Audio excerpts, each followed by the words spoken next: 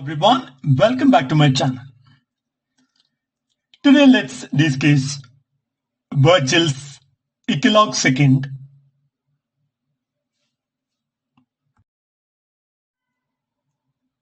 Eclogue second, titled The Love of Corydon, composed between 42 BCE, 39 BCE.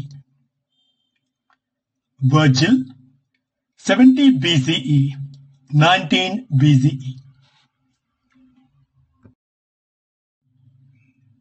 Virgil's Eclogue second is a pastoral poem centered on the shepherd Corydon's unrequited love for a beautiful boy, Alexis, symbolizing the tension between idealized passion and a rural simplicity. It reflects Hellenistic influences from Theocritus and explores themes of desire, artistic expression, and the pain of unattainable love within the serene yet a melancholic landscape of the Roman countryside. The full title there is Eclogue second, The Love of Corydon, Corydon's lament for Alexis. Virgil, full name is Publius Virgilius Maro. The work was written between 42 to 39 BCE. Included in the collection, Eclogues, also called the Bucolics. The form of the poem is pastoral monologue in a dactylic hexameter. Introduction. Eclogue second is one of the most lyrical and emotional poems in Virgil's Eclogues. It tells the story of the shepherd Corydon, who suffers from unrequited love for the beautiful boy Alexis, a favorite of his wealthy master Iolaus. The poem is not merely a rustic love song. It is an exploration of artistic longing, desire, and a self-reflection, blending pastoral beauty with a deep emotional melancholy. This poem marks the beginning of subjective and a psychological depth in pastoral poetry. Love becomes both a wound and a source of creativity. Inspiration and a context. Greek influence. Virgil was inspired by Theocritus' idylls, there is Idyll 11, where the Cyclops Polyphemus loves the sea nymphs, there is Galata. He adapted that Greek model into a Roman pastoral setting with a defined emotion and moral undertones. Autobiographical element. Corydon's yearning may represent a Virgil's own youthful passions, artistic frustrations, or even his alienation during the civil wars.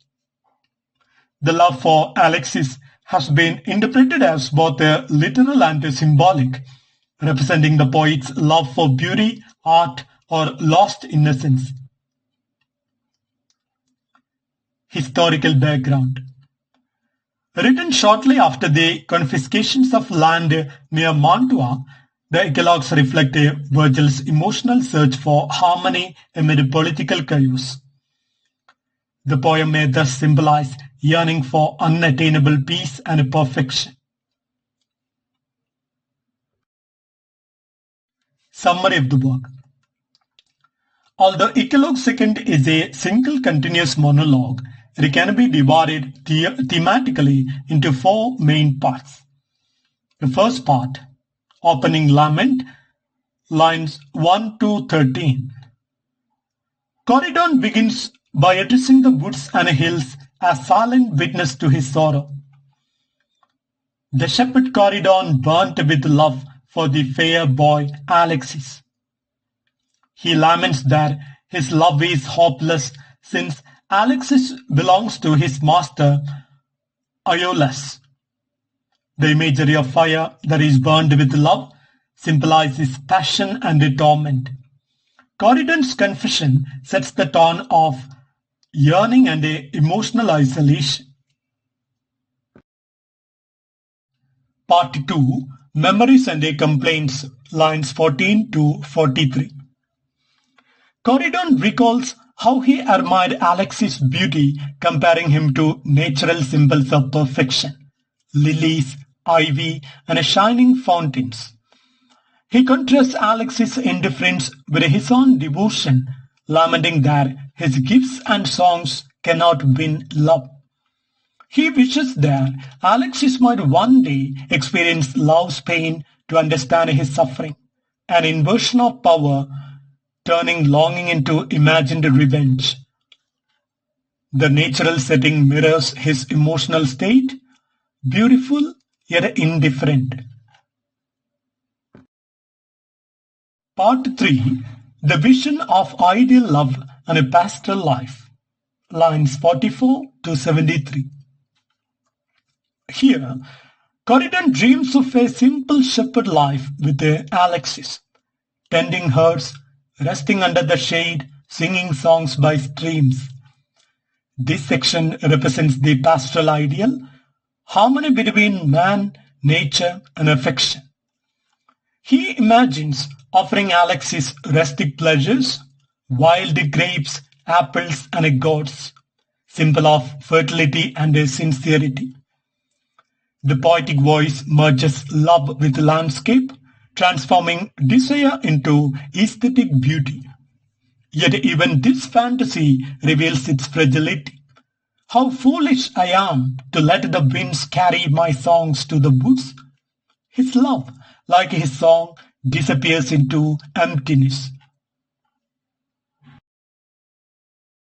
Part 4, Resignation and Self-Reflections, lines 74 to 83. Corydon realizes the futility of his longing. He tells himself to stop pursuing the unattainable and focus on practical tasks. Corydon, Corydon, what madness is this? He decides to abandon the dream and lead his herd to pasture, symbolizing his return to reality. The poem closes on a tone of melancholy wisdom. Love has purified his emotions, transforming pain into poetic insight.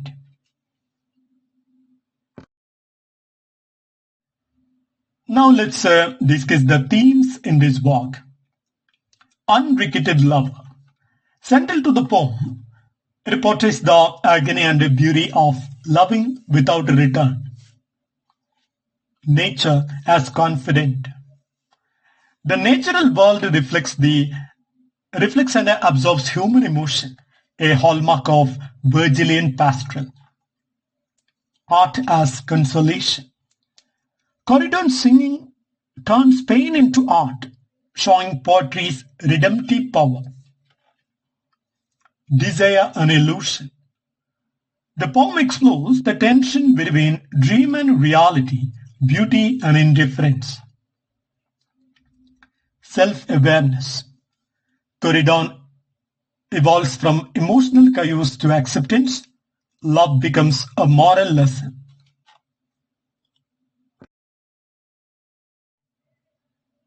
Now let's discuss the main symbols used in this poem. Fire, symbolic of burning passion, both creative and destructive. Pastoral gifts like fruits, goats, flowers symbolize innocence and the simplicity of true affection. Represented by woods, rivers, fields, etc., is the silent listener, representing purity and eternity beyond human pain. The herd represents ordinary life and responsibilities, symbolizing Corydon's return to reason. Alexis is the ideal beauty, unattainable, perfection, or even a symbol of art itself.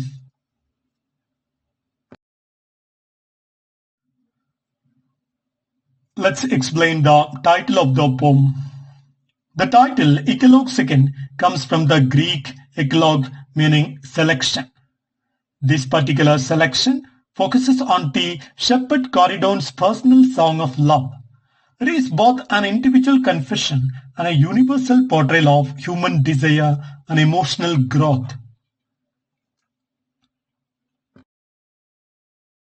Arguments. Love as a teacher. Even unfulfilled love refines the soul and it deepens understanding. Beauty and distance. True beauty remains elusive, forcing the lover to grow spiritually. Art imitates emotion.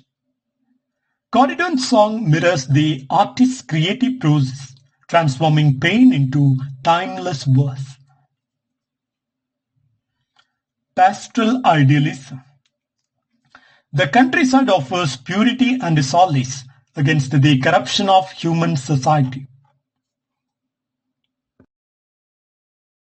Current relevance of this work. The poem remains relevant today for its psychological depth and emotional universality, expressing feelings of longing, rejection, and self-awareness that transcended time. Its depiction of homoerotic love has gained modern scholarly attention for its sensitivity and openness, rare in classical literature. Eclogue II continues to inspire poets, musicians, and psychoanalysts as it represents the eternal human struggle between passion and restraint.